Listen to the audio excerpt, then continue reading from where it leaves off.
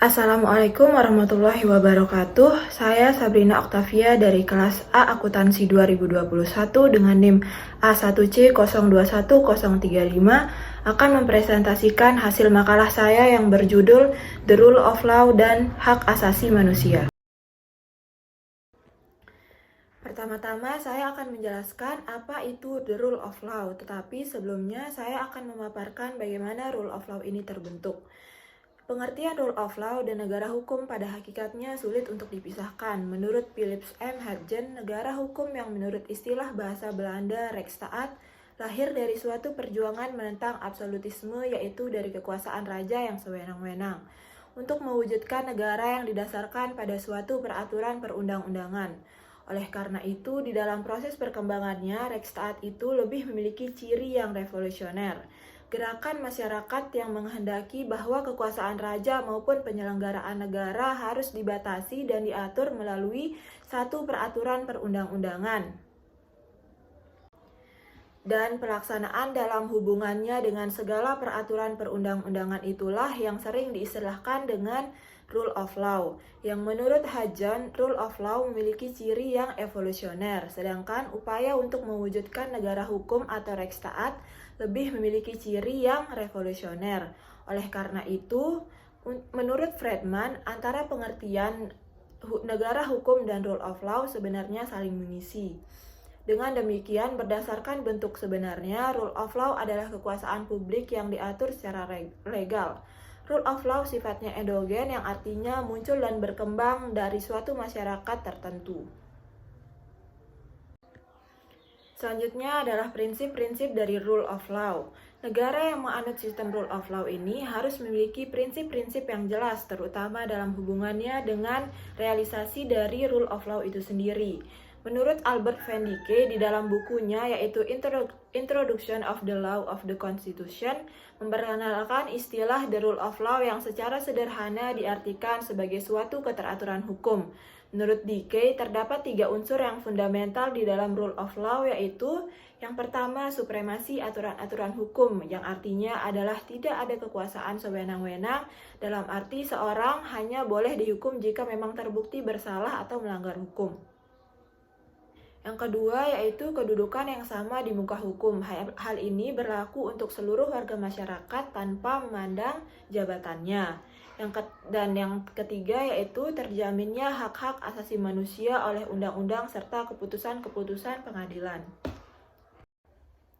Selanjutnya adalah sejarah hak asasi manusia. Hak asasi manusia terbentuk dari berbagai peristiwa yang pernah terjadi di beberapa belahan dunia. Yang pertama yaitu pada masa sesudah Masehi, terbentuklah Magna Carta atau Piagam Agung di tahun 1215.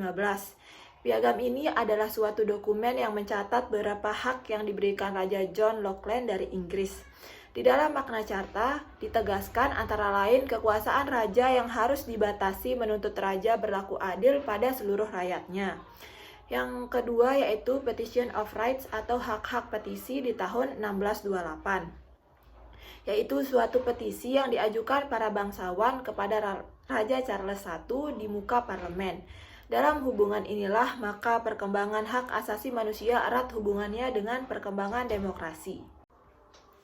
Sedangkan di Prancis, perjuangan hak asasi manusia dirumuskan dalam suatu naskah pada awal revolusi Prancis sebagai perlawanan terhadap kesewenang-wenangan. Naskah tersebut dikenal dengan Declaration des droits de l'homme et du citoyen atau Pernyataan Hak-Hak Asasi Manusia dan Warga Negara di tahun 1789. Dalam revolusi Prancis ini dikenal 3 semboyan yang sangat terkenal, yaitu yang pertama liberté atau kebebasan, égalité persamaan, dan fraternité atau persaudaraan. Memasuki abad ke-19, pemikiran hak asasi manusia dipengaruhi oleh pemerintah nasional. Setiap bangsa menginginkan pemerintah yang konstitusional dan demokratis yang ditandai dengan diakuinya hak asasi manusia. Pada abad ke-20, perjuangan hak asasi manusia semakin meluas, seperti di Amerika Serikat. Pada permulaan Perang Dunia II tahun 1941, Presiden Amerika Serikat Franklin D. Roosevelt mengemukakan 4 kebebasan yang dimiliki manusia, yaitu kebebasan berbicara dan mengemukakan pendapat, kebebasan beragama, kebebasan dari ketakutan, dan kebebasan dari kemelaratan. Setelah Perang Dunia II, PBB akhirnya dapat mengesahkan pernyataan sedunia tentang hak asasi manusia, yaitu Universal Declaration of Human Rights pada tanggal 10 Desember 1948. Selanjutnya adalah pengertian dari hak asasi manusia. Menurut Undang-Undang Nomor 39 Tahun 99, HAM yaitu seperangkat hak yang melekat pada hakikat dan keberadaan manusia sebagai makhluk Allah dan merupakan anugerah yang wajib untuk dihormati, dijunjung tinggi, dan dilindungi oleh negara, hukum, pemerintah, dan setiap orang demi kehormatan serta perlindungan harkat martabat manusia. Sementara itu, berdasarkan Mukadimah Universitas Declaration of Human Rights atau Deklarasi Universitas Hak Asasi Manusia tahun 1948, bahwa hak asasi manusia merupakan pengakuan akan martabat yang terpadu dalam diri setiap orang akan hak-hak yang sama dan tidak teralihkan dari semua anggota keluarga manusia, ialah dasar dari kebebasan, keadilan, dan perdamaian dunia. Selanjutnya adalah penjabaran hak asasi manusia di dalam Undang-Undang 1945. Penjabaran hak asasi manusia di dalam undang-undang dapat dilihat di pembukaan Undang-Undang Dasar 1945 Alinea 1 yang dinyatakan bahwa kemerdekaan adalah hak segala bangsa. Dalam pernyataan ini terkandung pengakuan secara yuridis hak-hak asasi manusia tentang kemerdekaan sebagaimana terkandung di dalam Deklarasi PBB Pasal 1. Pernyataan berikutnya ada pada alinea ketiga pembukaan Undang-Undang Dasar 1945 yang mengandung arti bahwa dalam Deklarasi Bangsa Indonesia terkandung pengakuan bahwa manusia adalah sebagai makhluk Tuhan yang Maha Kuasa, serta bangsa Indonesia mengakui dan menjunjung tinggi hak-hak asasi manusia untuk memeluk agama sesuai dengan kepercayaannya masing-masing. Dan hal ini sesuai dengan Deklarasi dari Hak-Hak Asasi Manusia PBB Pasal 18. Adapun di dalam pasal Undang-Undang 1945 tercantum pasal 29 terutama ayat 2 Undang-Undang 1945. Penjabaran selanjutnya ada pada pembukaan Undang-Undang 1945 pada alinea 4 yang menyatakan bahwa negara Indonesia sebagai suatu persekutuan hidup bersama bertujuan untuk melindungi warganya terutama dalam kaitannya dengan perlindungan dari hak-hak asasi manusia. Adapun penjabaran lebih rinci dari hak-hak asasi manusia di dalam pasal-pasal Undang-Undang Dasar 1945 yang terkandung di dalam bab 10H Hak Asasi Manusia pasal 28A sampai dengan 28J. Pasal 28A berbunyi bahwa setiap orang berhak untuk hidup serta berhak mempertahankan hidup dan kehidupannya. Pasal 28B berbunyi yang pertama yaitu setiap orang berhak membentuk keluarga dan melanjutkan keturunan melalui perkawinannya yang sah. Yang kedua, setiap orang berhak atas kelangsungan hidup, tumbuh dan berkembang serta berhak atas perlindungan dari kekerasan dan diskriminasi. Selanjutnya yaitu pasal 28C yang pertama, setiap orang berhak mengembangkan diri melalui pemenuhan kebutuhan dasarnya, berhak mendapatkan pendidikan dan memperoleh manfaat dari ilmu pengetahuan dan teknologi, seni dan budaya demi meningkatkan kualitas hidupnya dan demi kesejahteraan umat manusia. Pasal 28C ayat 2 yaitu setiap orang berhak untuk memajukan dirinya di dalam memperjuangkan haknya secara kolektif untuk membangun masyarakat, bangsa, dan negaranya. Pasal 28D ayat 1 berbunyi setiap orang berhak atas pengakuan, jaminan, perlindungan, dan kepastian hukum yang adil serta perlakuan yang sama di hadapan hukum. Pasal 28 ayat 2 berbunyi setiap orang berhak untuk bekerja serta mendapatkan imbalan dari perlakuan yang adil dan layak dalam hubungan kerja. Pasal 28D ayat 3 berbunyi setiap warga negara berhak memperoleh kesempatan yang sama dalam pemerintahan. Pasal 28D ayat 4, setiap orang berhak atas status kewarganegaraannya. Selanjutnya adalah pasal 28E ayat 1 yang berbunyi, Setiap orang bebas memeluk agama dan beribadah menurut agamanya, memilih pendidikan dan pengajaran, memilih pekerjaan, memilih kewarganegaraan, memilih tempat tinggal di wilayah negara dan meninggalkannya serta berhak untuk kembali. Pasal 28E ayat 2 berbunyi, setiap orang berhak atas kebebasan meyakini kepercayaan, menyatakan pikiran dan sikap sesuai hati nuraninya. Pasal 28E ayat 3, setiap orang berhak atas kebebasan berserikat, berkumpul, dan mengeluarkan pendapat. Selanjutnya adalah pasal 28F yang berbunyi, setiap orang berhak untuk berkomunikasi dan memperoleh informasi untuk mengembangkan pribadi dan lingkungan sosialnya, serta berhak untuk mencari, memperoleh, memiliki, menyimpan, dan mengolah, serta menyampaikan informasi dengan menggunakan segala jenis saluran yang tersedia.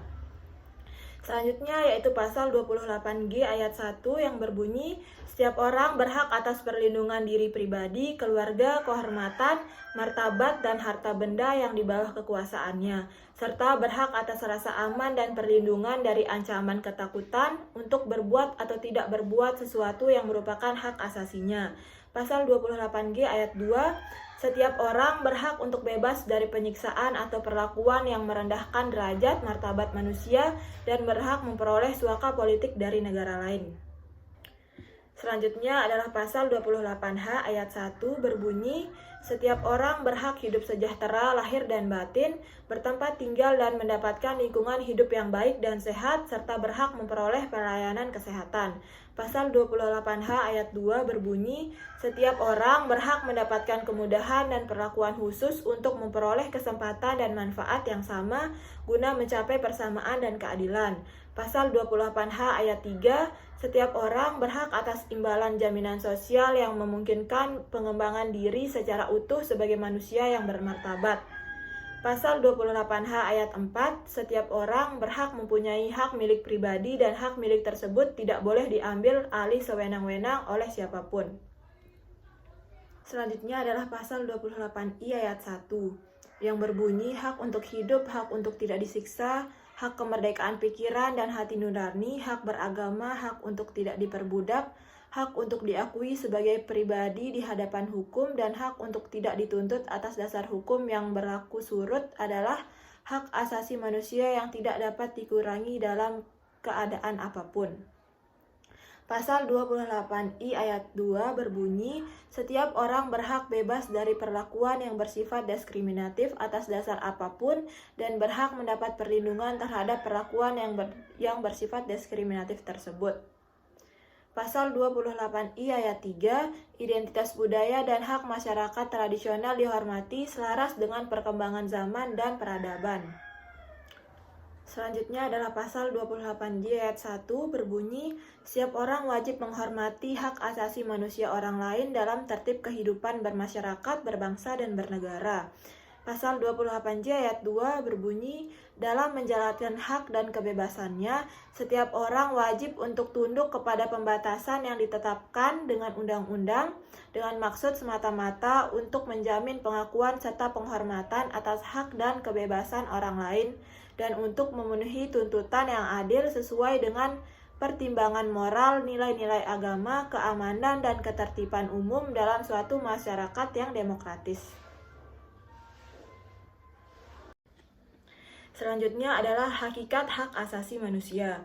Negara Indonesia adalah negara yang beraneka ragam, baik suku, bahasa, agama, maupun golongan. Tidak seorang pun boleh merendahkan satu sama lainnya, baik karena warna kulit, suku bangsa, asal-usul keluarga, kedudukan, maupun perbedaan lain yang tampak dari manusia. Hal tersebut merupakan dasar pandangan bahwa semua orang memiliki hak dasar yang sama. Selanjutnya adalah implementasi perlindungan HAM di Indonesia. Indonesia adalah negara yang menganut ideologi Pancasila. Jadi menurut ideologi tersebut seharusnya hak-hak asasi manusia dapat berjalan dengan baik. Menurut dari paham demokrasi Pancasila, menurut ideologi tersebut hak-hak asasi setiap rakyat Indonesia pada dasarnya diimplementasikan secara bebas namun tetap dibatasi oleh hak-hak asasi orang lain. Jadi, ideologi ini menawarkan kebebasan yang bertanggung jawab dalam mengimplementasikan hak asasi manusia. Namun, hal tersebut perlu dikaji lebih dalam, sebab ideologi yang dianut oleh bangsa Indonesia belum tentu dapat diterapkan oleh rakyat Indonesia sendiri. Selanjutnya, ini adalah contoh-contoh dari kasus-kasus HAM yang pernah ada di Indonesia. Yang pertama yaitu kasus pembunuhan Munir pada tanggal 7 September 2004. Munir adalah seorang aktivis HAM yang pernah menegakkan kasus-kasus HAM di Indonesia.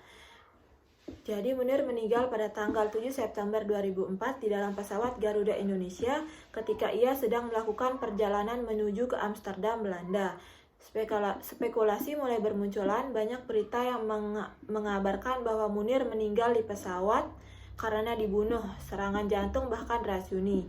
Namun sebagian orang percaya bahwa Munir meninggal karena diracuni dengan arsenikum di makanan atau minumannya saat berada di dalam pesawat. Kasus ini sampai sekarang masih belum ada titik yang jelas, bahkan kasus ini telah diajukan ke Amnesty International dan tengah diproses. Pada tahun 2005, Polikarpus Budihari Priyanto selaku pilot Garuda Indonesia dijatuhkan hukum 14 tahun penjara karena terbukti bahwa ia merupakan tersangka dari kasus pembunuhan Munir karena dengan sengaja ia menaruh arsenik di makanan Munir dan meninggal di pesawat. Kasus selanjutnya yang pernah terjadi yaitu penembakan mahasiswa Trisakti atau tragedi Trisakti pada tahun 1997. Kasus berikutnya ada pada tanggal 12 September 1984 yang dikenal dengan peristiwa Tanjung Priok. Sebenarnya di antara tiga kasus ini masih banyak lagi kasus HAM atau pelanggaran HAM yang pernah terjadi di Indonesia. Ini mencerminkan bahwa implementasi perlindungan dari hak asasi manusia di Indonesia belum bisa berjalan dengan baik atau belum bisa berjalan bagaimana semestinya. Demikian materi yang dapat saya sampaikan, kurang lebihnya mohon dimaafkan. Assalamualaikum warahmatullahi wabarakatuh.